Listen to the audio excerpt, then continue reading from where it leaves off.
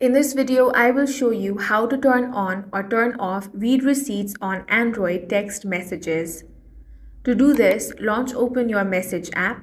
Now tap on the profile icon at the top right corner of your screen, select that. From here, you want to scroll down and find the option of Messages Settings.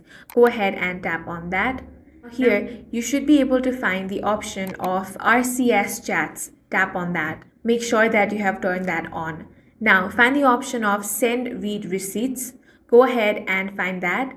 Now, if this is toggled on, it is going to let others know that you have read their messages. If you want to turn this off, go ahead and toggle this option off. Now people will not know that you have read their messages.